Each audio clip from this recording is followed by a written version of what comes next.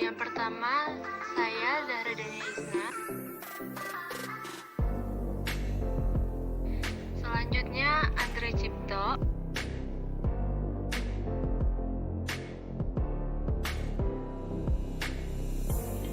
Lalu ada Septi Pramestari.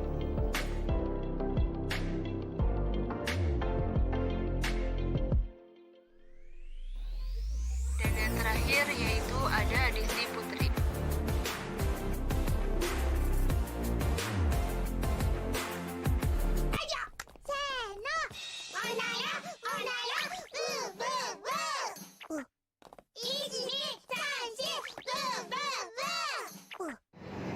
Oke, selanjutnya yang pertama akan saya jelaskan mengenai apa sih yang dimaksud dengan pertanian.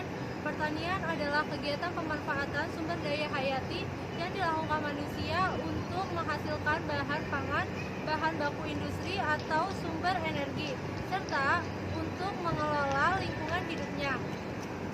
Kegiatan pemanfaatan sumber daya hayati yang termasuk dalam pertanian biasa dipahami orang sebagai budidaya tanaman atau bercocok tanam, serta pembesaran hewan ternak, meskipun cakupannya dapat pula berupa pemanfaatan mikroorganisme dan bioenzim dalam pengelolaan produk lanjutan seperti pembuatan keju dan tempe atau sekedar ekstraksi semata seperti penangkapan ikan atau eksploitasi hutan.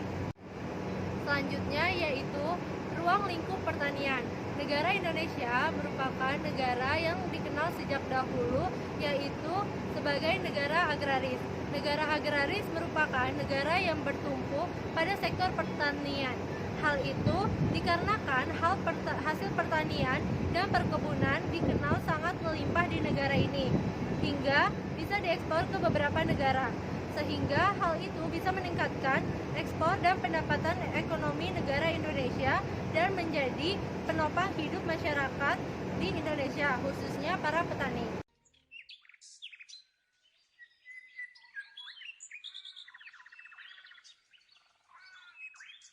Sektor pertanian yang merupakan sektor dominan memberi sumbangan berarti bagi perekonomian Jawa Tengah sebesar 20,43% dengan pertumbuhan real sebesar 2,78%. Pada tahun 2007, provinsi ini mampu menghasilkan 8,44 juta ton padi sawah pada saat terjadi penyusutan lahan sawah sebesar 0,16%, sedangkan luas lahan bukan sawah mengalami peningkatan 0,07%.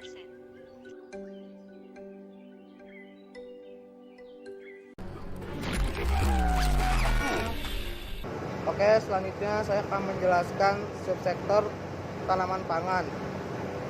Subsektor tanaman pangan sering disebut sektor pertanian rakyat karena tanaman pangan biasanya diusahakan oleh rakyat, bukan oleh perusahaan atau pemerintah. Subsektor ini mencakup komoditas padi, jagung, ketela rambat, kacang tanah, kedelai, sayur-sayuran dan buah-buahan.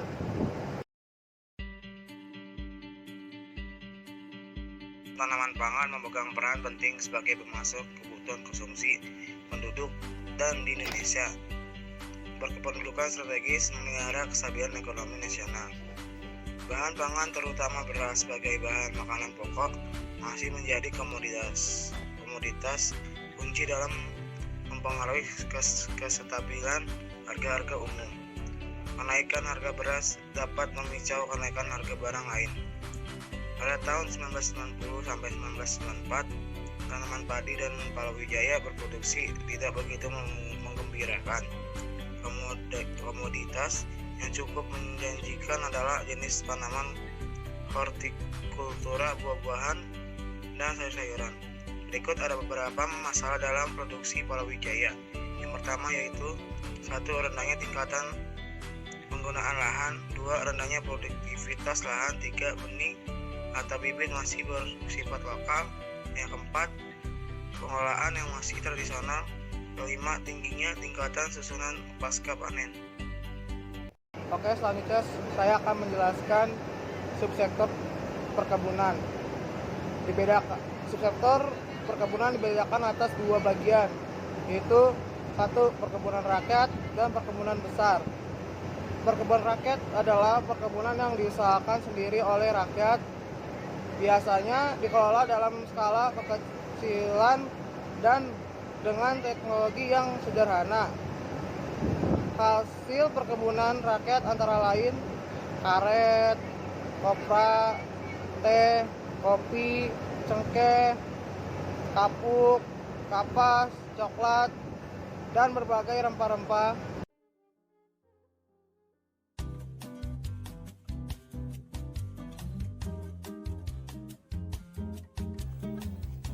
Tanaman perkebunan besar meliputi karet, teh, kopi, kelapa sawit, coklat, kina, tebu, rami, dan masih banyak lagi. Penguasaan tanaman perkebunan disebut berlangsung dualistis, yaitu satu, diselenggarakan rakyat secara perorangan, dua, diselenggarakan oleh perusahaan perkebunan atau pemerintah atau swasta.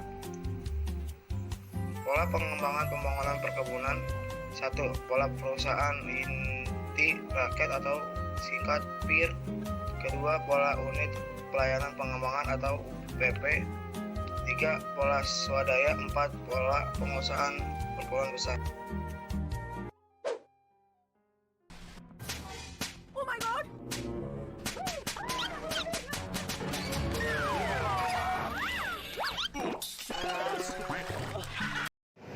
Subsektor perhutanan terdiri atas 3 kegiatan.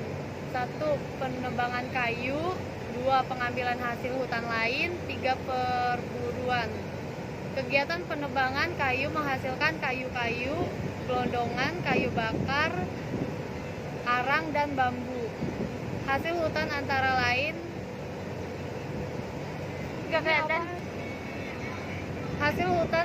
lain damar, rotan, getar kayu, kulit kayu, serta berbagai akar-akar dan umbi kayu.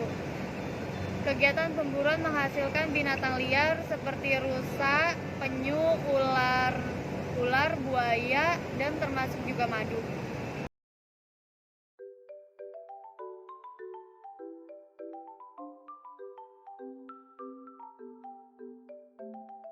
Hutan berdasarkan tata guna: 1. Hutan lindung. 2. Suaka alam dan hutan wisata. 3. Hutan produksi terbatas. 4. Hutan produksi tetap. 5. Hutan produksi yang dapat dikonversi. Keempat kategori tersebut pertama merupakan hutan tetap, penggunaannya tidak dapat dikonversi.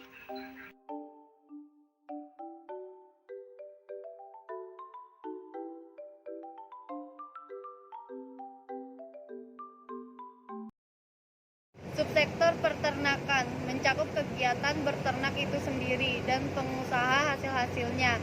Subsektor ini meliputi produksi ternak-ternak besar dan kecil, telur, susu segar, wol, dan hasil pemotongan hewan. BPS dalam melakukan perhitungan produksi pada sektor ini berdasarkan pada 1. Data pemotongan, 2. Selisih stok atau perubahan populasi, 3. Ekspor neto.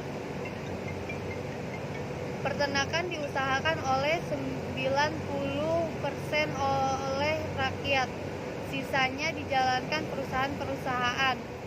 Ciri-ciri peternakan rakyat: 1. Skala usaha kecil dan modal terbatas. 2. Teknologi sederhana dan pengolahan tradisional. 3.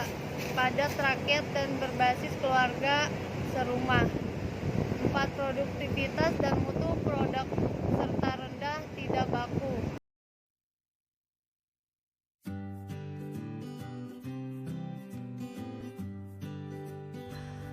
Usaha peningkatan produksi ditempuh melalui 1. Intensifikasi, 2. Ekstensifikasi, 3. Diversifikasi, 4. Perbaikan mutu.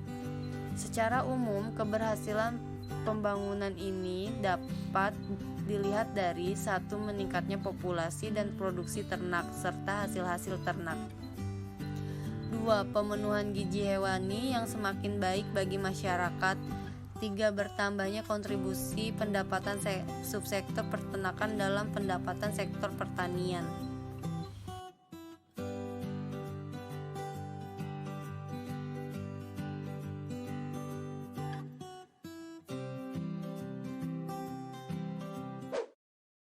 Kita kembali menyapa Bella Nabila, produser lapangan CNN Indonesia yang siap dengan laporannya. Selamat pagi Bella, bisa Anda laporkan bagaimana kondisi banjir atau air yang menggenang di sana?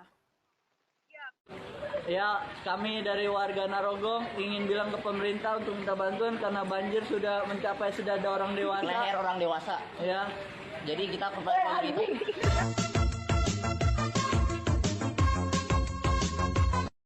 Yang selanjutnya yaitu subsektor perikanan, meliputi semua hasil perikanan laut, perairan umum, lokal, tambak, sawah, dan keramba, serta pengolahan sederhana atas produk perikanan, pengeringan, dan pengasingan. Dari segi teknis, subsektor perikanan dibedakan atas 3. Yang pertama yaitu perikanan laut, perikanan darat, serta penggaraman. Komoditas pada subsektor perikanan adalah ikan, udang, kepiting, ubur-ubur, dan semacamnya. Faktor penyebab lambannya pertumbuhan subsektor perikanan. Yang pertama yaitu sarana yang kurang memadai. Penangkapan ikan mayoritas menggunakan kapal-kapal kecil dan menengah. Pengembangan armada terhalang oleh keharusan menggunakan kapal produksi dalam negeri karena izin untuk impor kapal sulit didapat. Ditambah pula, kapal buatan dalam negeri harganya relatif lebih mahal dan membutuhkan waktu yang lama dalam pemesanan. Yang kedua yaitu larangan mengoperasikan pukat harimau (RAU). Yang ketiga, adanya pencurian ikan secara besar-besaran oleh kapal asing tanpa berhasil ditangkap oleh Satuan Patroli Pantai Perairan Indonesia. 4 yaitu berkaitan dengan perikanan darat, khususnya udang, yaitu rendahnya produktivitas lahan udang.